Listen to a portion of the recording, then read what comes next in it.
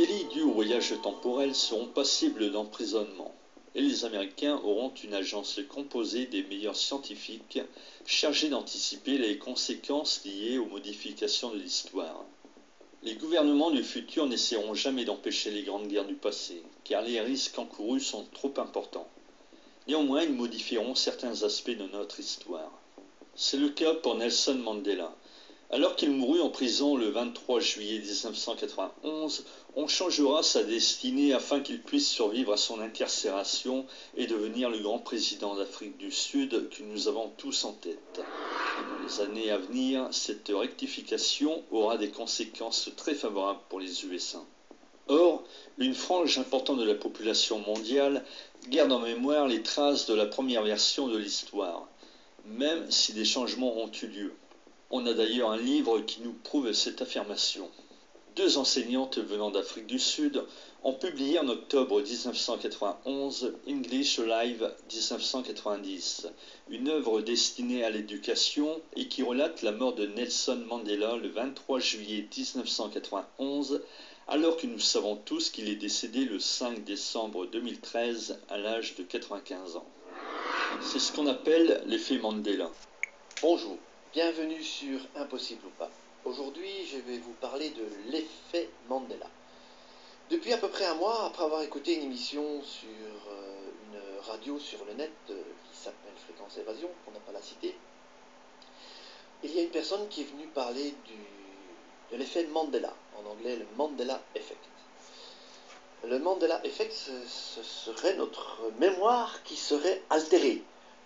Ça voudrait dire que moi j'ai plus ou moins 50 ans, pour ne pas citer mon âge, et j'ai remarqué en écoutant cette émission qu'il y avait des choses qui avaient changé par rapport à la personne qui racontait cette histoire sur l'effet Mandela. Et depuis à peu près un mois, je suis à peu près troublé. J'ai fait des recherches sur Internet pour savoir si je devenais pas fou. Mais je suis quand même un petit peu étonné de certaines choses et je crois que je vais devoir me remettre en question. Alors, impossible ou pas, vous savez, essaye d'être cartésien ou de se tenir entre la vérité peut-être et la non-vérité, on ne sait pas, on n'est jamais sûr de ce qu'on raconte forcément, vu qu'on a des flots d'informations maintenant avec Internet et on voudrait trouver une certaine vérité, mais celle-là, elle est particulièrement troublante. Est-ce que c'est une blague d'Internet ou tout simplement je deviens vieux et je deviens sénile, ça c'est possible aussi. Donc, alors, l'effet Mandela. Eh bien, il faut savoir que l'effet Mandela, ça a commencé en 2005 et c'est Fiona Fromm, une écrivaine, qui a commencé à parler de cet effet Mandela en faisant des conférences. Elle a remarqué que les gens parlaient de la mort de Mandela, mais que ce n'était pas la même date. Soi-disant, il est mort dans notre on va dire, zone temporelle, dans notre monde à nous, il est mort le 5 décembre 2013. Et en fait, certains, et c'est vrai, se souviennent qu'il est mort en prison dans les années 80. Et moi aussi, il me semble que j'ai un vague souvenir de Mandela qui est mort dans sa prison dans les années 80 et non pas en 2013. C'est pour ça donc qu'on appelle ça l'effet Mandela. Il y a certaines parties de l'histoire qui ont légèrement changé, hein, comme par exemple ici, bon, sur le site officiel en français, parce que c'est un truc qui vient des États-Unis, hein, le Mandela Effect, donc j'en ai trouvé un assez sympa en français. Même Arte en parle donc sur une vidéo, si vous tapez Arte, l'effet Bugs Bunny, c'est l'autre nom qu'il donne, l'effet Bugs Bunny, où il nous parle d'altération du cerveau, de notre hypothalamus qui ne fonctionnerait plus bien, ou bien tout simplement qui nous induirait de faux souvenirs.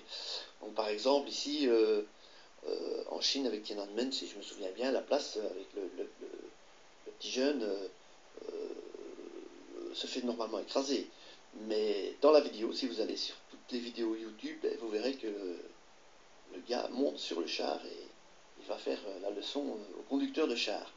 Ce qui est assez bizarre parce que c'est pas ça que j'en ai comme souvenir. Mais alors, beaucoup plus troublant, vous verrez, mais ça je vous garde pour la fin, beaucoup plus troublant, c'est qu'il y a des choses qu'on connaît très bien, par exemple le groupe Village People. Moi, je me souviens toujours du groupe Village People. Euh, le Village People, ils ont toujours été 5. Et maintenant, vous voyez, donc, il y a le black, il y a l'indien, il y a le policier, enfin, le gay, hein, on peut dire, parce que bon, ça, on peut se dire que Village People est un groupe gay.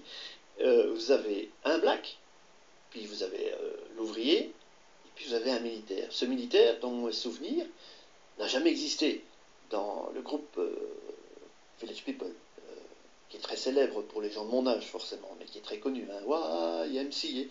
Mais bon, ce black-là, il n'a jamais été là. Et vous pouvez aller voir la vidéo sur YouTube de 1977-77 pour les Français.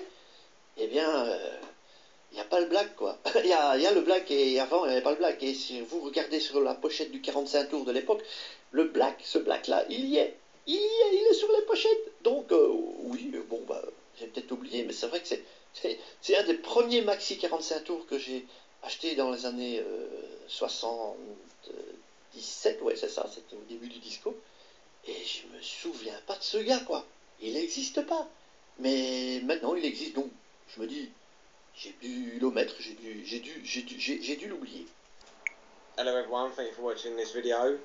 So the Village People, there's 6 of them. I don't know if you remember it like that, but here you go, on American Idol, some bloke coming out, dancing about the YMCA, but he's only got 5 of them. And you don't see anybody criticising him like, hey, you're missing a character.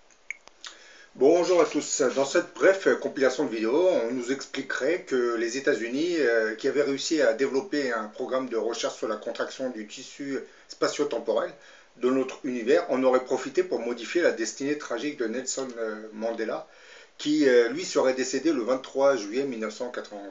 Cette mort avait été perçue comme l'arrogance de l'homme blanc qui continue de s'attaquer à l'homme de couleur. Possédant sur son sol une importante communauté afro-américaine, les États-Unis ne voulaient pas être confrontés à une montée en puissance des tensions entre les Blancs et les Noirs. C'est pour cette même raison que les scientifiques américains, qui avaient été chargés de réaliser l'expérience de Philadelphie, puis par la suite le programme de Montauk où des milliers de cobayes humains avaient été utilisés pour tester les portails temporels, qui s'ouvraient dans les sous-sols de la base de Montauk, avait été sollicité par l'état-major américain afin de modifier la destinée de Nelson Mandela. Concernant l'appareillage de Montauk, qui avait été utilisé pour mener à bien cette mission, précisons qu'il fonctionnait grâce à la combinaison de puissants champs magnétiques qui étaient relayés à celle de l'émission d'un radar qui lui-même était connecté au cerveau d'un cobaye humain. L'ouverture du portail était générée par la pensée du cobaye humain qui, une fois amplifié et activé, créait dans les sous-sols de la base de Montauk un énorme vortex qui se présentait sous l'aspect d'une sorte de tunnel spiralé en forme de tire-bouchon. Tous les cobayes humains qui étaient jetés dans ce tunnel de l'espace-temps étaient perdus à jamais dans les limbes des dimensions parallèles. Par la suite, ils vont modifier, du moins perfectionner leur système pour essayer de récupérer certains de ces cobayes. Mais ça va se faire par la suite. Donc les techniciens de Montauk ont fini par envoyer des agents dans le temps pour aller contacter le gouvernement sud-africain afin de lui suggérer d'alléger le traitement pénitentiaire dans lequel vivait Nelson Mandela. Pour certains, il se serait manifesté quelques jours avant sa mort même. Aujourd'hui, nous croyons tous que Nelson Mandela est bien mort le 5 décembre 2013, après avoir brigué le mandat présidentiel, alors qu'en réalité, il serait mort le 23 juillet 1991. Ce changement de paradigme temporel aurait été modifié, du moins aurait modifié notre ligne de temps en affectant la destinée de Nelson Mandela.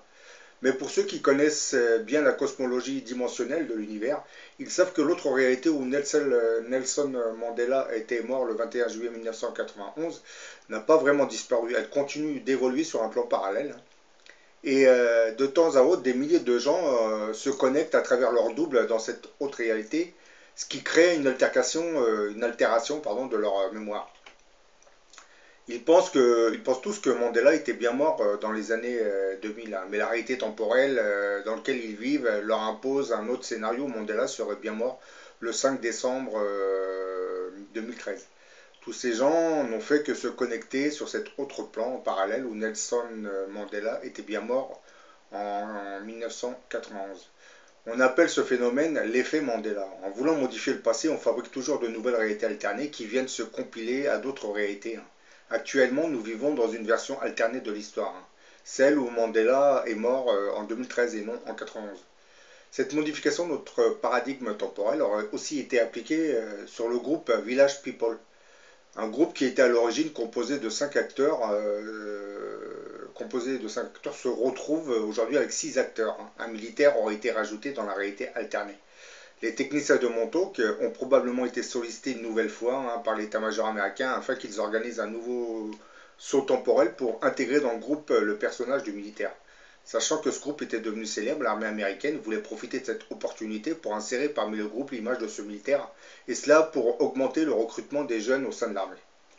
Et si certaines personnes continuent de penser que le groupe était bien composé de 5 individus, c'est tout simplement qu'à travers leur double, ils peuvent se connecter sur cette autre réalité alternée, où le groupe de Village People était bien constitué de 5 membres. D'ailleurs, la dernière vidéo, le dernier petit extrait, vous avez vu, il y a une représentation, on voit bien qu'ils étaient 5. Le militaire a été rajouté. Jusqu'ici, nous n'abordons que des histoires qui tiendraient à peine debout pour des esprits cartésiens. Mais depuis l'expérience du chat de Schrödinger, imaginé en 1935 par l'un des pères fondateurs de la mécanique quantique, Erwin Schrödinger, il semble que la science commence à s'intéresser à ce phénomène des mondes parallèles. En mécanique quantique, le monde microscopique est décrit en termes de probabilité. On ne peut plus parler de la position d'une particule, mais seulement de sa probabilité de se trouver en un endroit donné. Ce concept est plutôt étrange, en tout cas très éloigné de notre expérience de la vie quotidienne, mais comme la mécanique quantique a passé avec succès tous les tests expérimentaux inventés à ce jour, nous sommes bien obligés de l'accepter comme description de la réalité. S'il est possible d'admettre que le monde microscopique est régi par les lois quantiques, cela devient plus difficile lorsque l'on parle de la vie de tous les jours. L'expérience du chat de Schrödinger a justement été imaginée pour faire surgir cette nouvelle réalité, surtout pour commencer à évoquer la réalité des mondes parallèles. L'idée de Schrödinger consistait donc à placer un chat dans une boîte fermée. Cette boîte était pourvue d'un système destiné à tuer le chat. Ce système était constitué d'un flacon contenant du poison, d'une petite quantité de matière radioactive et d'un compteur Geiger. Lorsque la première désintégration d'un noyau radioactif se produisit, le compteur Geiger réagira en déclenchant un mécanisme qui cassera le flacon et libérera le poison mortel. Ainsi, par la désintégration d'un noyau radioactif, on déclenche un mécanisme qui se traduira par la mort du chat. La désintégration d'un noyau radioactif est un processus purement quantique qui se décrit en termes de probabilité. Il est donc impossible de prévoir quand la première désintégration se produira. La seule chose que nous puissions calculer, c'est la probabilité de voir la réaction se produire. Fermons donc la boîte et patientons pendant 5 minutes, puisque la désintégration radioactive s'exprime en termes de probabilité. Le sort du chat ne peut être décrit qu'en termes similaires, c'est-à-dire de probabilité. Après 5 minutes, il y a donc 50% de chances que le chat soit mort et 50% de chances qu'il soit vivant. Dans l'interprétation traditionnelle de la mécanique quantique, le chat de Schrödinger n'est alors ni mort ni vivant. Il se trouve tout simplement dans une superposition de ces deux états. Ce n'est que lorsque nous ouvrons finalement la boîte que l'un des deux états possibles devient la réalité. Le chat est alors soit vivant, soit mort. L'interprétation traditionnelle de la mécanique quantique pose donc un problème. Il est possible d'imaginer qu'une particule se trouve dans une superposition d'états, chacun affecté d'une certaine probabilité. Ceci devient en revanche très difficile lorsque l'on considère un objet macroscopique comme le chat en question. Parce que là, on parle de particules qui n'agissent pas comme un être humain ou un chat. Cette expérience du chat de Schrödinger met en évidence la théorie des univers parallèles. Cette idée des mondes multiples fut introduite par le physicien américain Hugh Everett en 1957. Il s'agit d'une réinterprétation de la mécanique quantique qui essaie d'éliminer certains problèmes comme ceux posés par cette expérience du chat de Schrödinger. D'après la théorie développée par Hugh Everett, le chat de Schrödinger ne se trouve pas dans une superposition d'états. Il y a en fait deux chats, l'un vivant, l'autre mort, qui font partie de deux univers différents. Ceci est possible car lorsque nous lui imposons le choix entre un chat mort et un chat vivant, l'univers se divise en deux. Naissent alors deux univers parallèles qui sont absolument identiques, si ce n'est que l'un contient un chat vivant et l'autre un chat mort. Dans chacun de ces univers, le chat est dans un état bien défini et le concept un peu absurde d'un animal ni mort ni vivant n'est plus vraiment nécessaire. Finalement, lorsque nous ouvrons la boîte et observons son contenu, nous sélectionnons l'un des deux univers qui devient alors notre univers. À ce moment, les deux univers parallèles se découplent et deviennent totalement indépendants l'un de l'autre. Si nous découvrons que le chat est mort, nous pouvons nous rassurer en imaginant qu'il existe un univers parallèle où le chat est toujours vivant. C'est exactement ce que les Black Programmes américains avaient réalisé avec Nelson Mandela. En modifiant le passé, ils ont en fait fabriqué une nouvelle réalité où Nelson Mandela est toujours vivant, du moins toujours vivant. Il est mort en 2013, le 5 décembre 2013. Mais bon, dans la précédente réalité, il est mort. J'expliquerai que dans la précédente réalité où il est mort en 1991, cette réalité n'a pas vraiment disparu, mais continue d'exister. Certaines personnes continueraient de percevoir cette autre réalité à travers leur double qui vivrait dans la dimension parallèle. Là, je parle bien de la réalité où Nelson Mandela est mort en juillet 1991. Cela finit par créer une altération de la mémoire qui aujourd'hui porte le nom d'effet Mandela, vous l'avez compris. Donc à travers cette vidéo, vous avez compris que les États-Unis ont réussi à modifier certains aspects de notre passé. Vous allez me poser cette question, pourquoi ils n'ont pas touché à la Première Guerre mondiale, à la Deuxième Guerre mondiale, à la guerre du Vietnam? C'est facile à comprendre que ces deux guerres mondiales et la guerre du Vietnam ont développé l'aspect technologique de notre XXe siècle. Si vous stoppez la Première Guerre mondiale, vous stoppez la Deuxième Guerre mondiale et vous stoppez la guerre du Vietnam, le progrès scientifique sera ralenti. C'est-à-dire on n'aura pas évolué jusqu'à arriver au stade dans lequel nous sommes. Déjà, les États-Unis n'auront pas acquis la bombe atomique parce que la Deuxième Guerre mondiale n'aurait pas eu lieu, la guerre contre le Japon n'aurait pas eu lieu. Donc, vous voyez, ceux qui connaissent les altérations sur l'histoire savent très bien ce qu'ils font. Par contre, pour la guerre du Vietnam, certains vont me dire pour quelle raison les États-Unis n'ont pas la guerre du Vietnam, j'allais dire pour M. Kennedy. Ils ont quand même fait un voyage dans le temps pour empêcher son assassinat, ce qui a créé une réalité alternée. Mais ils sont revenus pour remodifier cette réalité alternée parce qu'ils se sont rendus compte que en empêchant l'assassinat de Kennedy, le complexe militaro-industriel ne fonctionnait plus à plein régime, l'économie américaine commençait à s'effondrer.